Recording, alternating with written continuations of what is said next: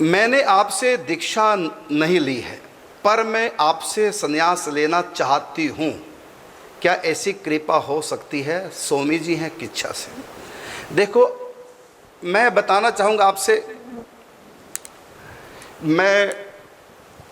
ये मेरी व्यक्तिगत धारणा है, अनुभव कर करके। मैं नहीं चाहता महिलाएं संन्यास लें। ये मेरी, फिर कहूँगा, ये मेरी व्यक्तिगत धारणा है, शास्त्र की नहीं। क्योंकि वर्तमान में मैं जो देख रहा हूँ, महिलाएं शरीर से भी कोमल होती हैं, भावनात्मक भी वो बड़ी कोमल होती हैं। थोड़ा सा भी कोई इनको प्यार कर दे तो उसे प्यार करने लग जाएंगी। थोड़ा सा भी किसने इनसे उल्टा कुछ बोल दिया उससे नफरत करने लग जाएंगी। भूल जाएंगी कि मैं सन्यासिनी हूँ, मुझको राग से भी बचना है, मुझको द्वेष से भी बचना है। इस बात को भूल जाती हैं, क्योंकि माताओं का हृदय भी कोमल है, तन भी कोमल है। और जितने संकट दुख संतों के ऊपर आते हैं, आपको नहीं पता। आपको तो बैठे बड़े अच्छे लग रहे हैं कि वाह क्या मौज है संतों की, लेकिन आपको नहीं पता। आप जी कर दिखाओ ये जीवन, एक दिन में नानी दादी याद आ जाएगी। बड़े कठिन काम है संत बन के जीना। यद्यपि हमारे लिए तो आसान है क्योंकि कृपा है, लेकिन जो संसारी जिनके अंदर कामना, उनके लिए बड़ा कठिन है। और यहाँ बड़ा मन मार के मुर्दा बन के रहना पड़ता है। कोई भी कुछ भी कह दे, और कोई भी क्यों कुछ कह देता है, क्योंकि सबको पता संत कुछ नहीं कहते, इसलिए इनको जो मर्जी बोल दो, बकवास कर दो। तो हम जब संत पने पे, जितने ज़्यादा संत पना हम रखेंगे, उतनी ज़्यादा दुनिया के द्वारा सताए जाएंगे, उतनी ज़्यादा बुराइयाँ होंगी। जितने हम संत पने से रहेंगे, अगर हम संत पना एक तरफ हटा के परशुराम बन जाए, देखो सब हाथ जोड़ेंगे, महाराज महाराज महाराज, और वो हम कर नहीं सकते। और मन को मारना कितना कठिन है, बिना माँ बाप के, बिना पत्नी के, बिना बच्चों के, एकाकी जीवन सबके बस का नहीं है। तो मैं तो कहना चाहूँगा, माताएं भावुक ज़्यादा होती हैं, जल्दी इनका राग भी जल्दी हो जाता है, इनके मन में द्वेष भी जल्दी पैदा हो जाता है। आपस में राग द्वेष खुसर पुसर चलती है इनकी। 3 स्त्रियां इकट्ठी नहीं रह सकती, 2 सहेलियां बन जाएंगी, 1 एंटी। और कई बार इन 2 में से एक उधर चली जाएगी और 2 पक्की हो जाएंगी, अकेली रह जाएगी। बस ये नाटक चलता रहता। ज़्यादातर, हर स्त्री के बारे में नहीं कहता, बहुत ऐसी स्त्रियां हैं, ना राग ना द्वेष, परम पवित्र। मीराबाई को देखो, गार्गी को देखो, कितनी बड़ी बड़ी महान स्त्रियां हुई हैं। लेकिन अधिकतर मैंने जो देखा, क्योंकि वर्तमान में भी मैं देख रहा हूँ, कई महिलाएं हमारे पास यहाँ आती हैं कि हमको रख लो, लेकिन वो कई सालों से घर छोड़ चुकी हैं, डिप्रेशन में आ गई हैं। संत कभी डिप्रेशन में नहीं जाते कि मैं अकेला हूँ।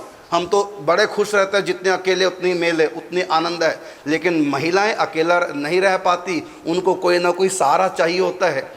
पुरुष तो पेड़ की तरह हैं और महिलाओं का जीवन बेल की तरह है। जैसे घिया, करेला, कद्दू की बेल होती है ना, ये ऐसे ऊपर नहीं चढ़ सकती, ये दीवार का सहारा लेकर ऊपर जाएंगी या पेड़ का सहारा लेकर ऊपर चढ़ेंगी, अकेली ऊपर नहीं चढ़ पाएंगी। तो ये बेल की तरह कोमल हैं स्त्रियाँ, स्वभाव से भी और शरीर से भी।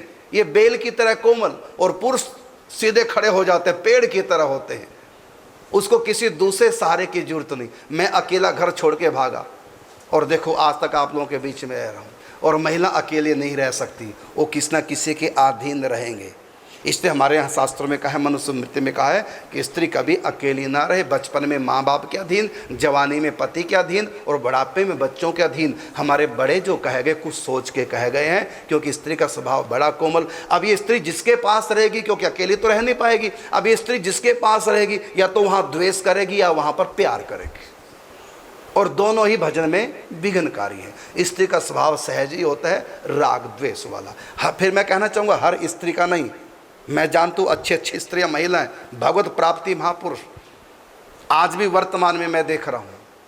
एक नहीं कितनी मैं जानता हूँ, लेकिन ज़्यादातर मैंने देखा संन्यास लेकर स्त्रियाँ डिप्रेशन में चली जाती हैं।